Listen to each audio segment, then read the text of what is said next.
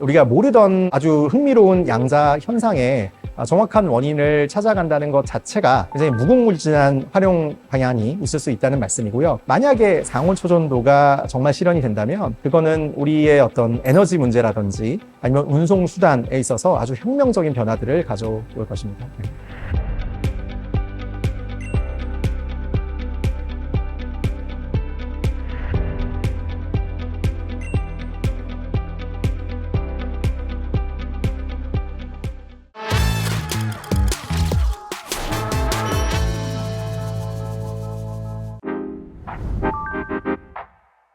고체 물질은 원자로 구성이 되잖아요. 근데 이제 거기 있는 원자들은 보통 움직일 수가 없어요. 근데 이제 전자들은 고체 안에서도 좀 자유롭게 움직일 수가 있어서 예를 들면 우리가 전류 같은 것도 만들어서 전기도 쓰고 이렇게 하는 거거든요. 근데 그런 전자들이 전자하고 전자 간에 서로 이제 반발하는 힘이 너무 세게 되면 더 이상 움직이질 못하고 얼어붙는 것처럼 결정을 형성하게 됩니다. 그런 전자 결정이라는 개념을 1930년대 그 위그너라는 물리학자가 사실 이론적으로 예측한 적이 있는데 저희가 이번에 실험으로 이제 그것의 존재의 흔적을 이제 처음 본 거로 말씀을 드릴 수 있겠습니다. 이 고체 안의 전자의 상태를 알아보기 위해서 강한 빛을 쏴서 튀어나오는 전자의 에너지하고 운동량을 측정하는 그런 물리 실험을 진행을 한 거고요. 그렇게 실험을 한 결과 보통의 경우는 전자가 아주 규칙적인 특징을 보입니다. 저희가 이번에 발견한 실험 데이터를 보시면 뭔가 독특한 불규칙한 성질을 보이는 것을 저희가 발견할 수가 있었어요. 바로 그 불규칙한 성질이 전자가 결정 상태로 존재하지 않으면 이제 설명할 수가 없는 특징인 것이라서 그것을 바탕으로 저희가 전자 결정을 확인하게 되었습니다.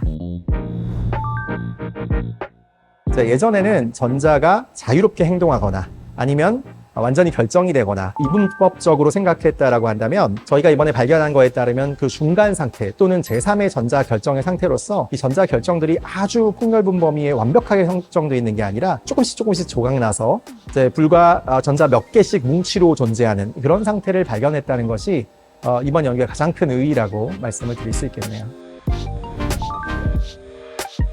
고온 초전도체는 초전도 현상이 이제 상대적으로 높은 온도에서 나타나서 이름을 고온 초전도라고 부르는 건데요. 일단 물질이라는 것은 보통 저항을 갖게 마련인데 낮은 온도에서 그 저항이 완전히 사라지는 아주 흥미로운 현상을 초전도라고 말합니다. 근데 그 초전도 현상을 밝혀낸 이론에 따르면 절대 온도로 이제 한 30K나 40Kelvin보다 더 높은 온도에서는 초전도가 나타날 수가 없습니다. 근데 1986년에 사실 그것보다 훨씬 높은 온도에서 초전도 현상이 발견되어서 그거를 더러 우리가 이제 고온 초전도라고 부르고 있는 것이고 그 고온 초전도 현상은 현재로서는 이제 설명하는 물리학 이론이 없는 것이죠. 그래서 그것이 이제 물리학 난제 중에 하나로서 중요한 문제로 저희 물리학자들은 연구를 하고 있는 것입니다. 이어서 설명드리면 효유체라는 것은 비슷한 현상인데요. 이 원자들이 보통 점성을 가지고 있는데 아주 낮은 온도에서 이 원자들의 점성이 사라지는 그래서 유체가 예를 들면 회전을 한다라고 하면 회전이 점점점 이제 시간이 지남에 따라 멈추는 게 아니라 어떻게 보면 이제 무한한 회전이 가능한 그런 점성이 없는 아주 독특한 상태를 이제 초유체라고 부르고 있습니다. 우선 물리학자로서는 이런 우리가 모르던 아주 흥미로운 양자 현상의 정확한 원인을 찾아간다는 것 자체가 우리가 자연을 조금 더 심도 깊게 이해하는 것이기 때문에 우리의 의미가 있는 것이고 굉장히 무궁무진한 활용 방향이 있을 수 있다는 말씀이고요. 물리학자적으로 접근하자면 고온 초전도의 메커니즘을 먼저 완벽하게 이해를 하고 그것을 바탕으로 우리가 더 높은 이제 초전도 임계 온도를 갖는 물질을 설계할 수도 있겠죠. 그래서 그런 식으로 점점 더 우리가 상온 초전도와 같은 현상을 찾아 나갈 수 있다는 차원에서 의미가 있다고 말씀드릴 수 있겠습니다. 만약에 상온 초전도가 정말 실현이 된다면 그거는 우리의 어떤 에너지 문제라든지 아니면 운송 수단에 있어서 아주 혁명적인 변화들을 가져올 것입니다.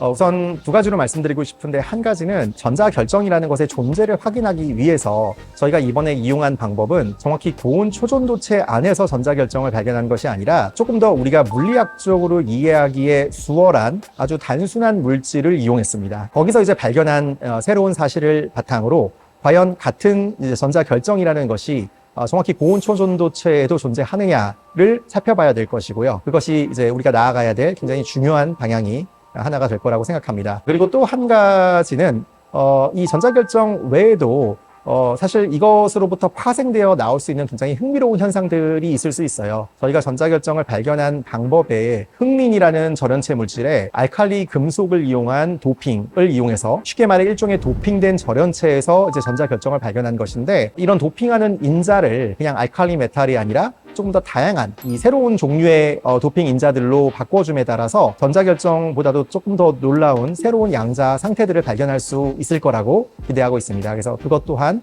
저희가 추구하고 있는 굉장히 중요한 연구 방향 중에 하나입니다.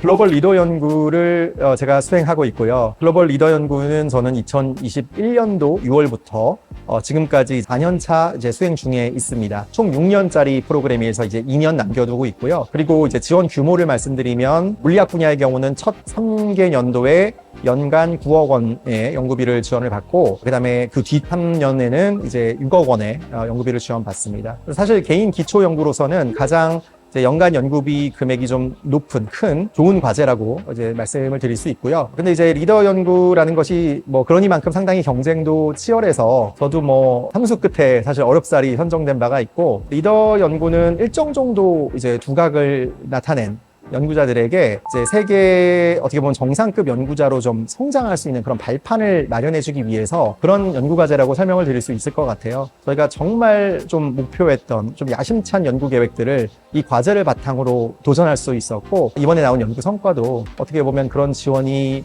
있었었기에 가능했던 그런 성과라고 저는 생각하고 있습니다. 무엇보다 저 스스로 많이 발전한 느낌입니다. 그래서 아주 큰 도움을 받았습니다. 사실 이번 연구의 가장 핵심 포인트 중에 하나가 그 실험 데이터가 굉장히 얻기가 힘들었던 데이터예요. 근데 이제 그 실험을 실제로 수행했던 친구는 아주 어려운 실험을 포기하지 않고 끈덕지게 수행했기 때문에 아주 좋은 데이터를 얻을 수가 있었고 좋은 성과가 나왔던 것 같습니다. 그래서 저희가 지금 하고 있는 것과 같은 기초 과학은 좀 중장기적으로는 그것의 의의를 말씀드릴 수 있겠지만, 단기적으로 갑자기 엄청난 일이 벌어졌을 때 이렇게 말씀드리기 좀 어려운 학문 분야이긴 한데, 그럼에도 불구하고 모든 과학의 어떤 뿌리로서 상당히 중요하다고 말씀을 드릴 수 있거든요. 그래서 많은 관심 좀 가져주시기를 부탁드리고 싶습니다. 과기정통부와 한국연구재단은 연구자의 자율성 및 창의성 보장을 위해서 노력하고 있습니다.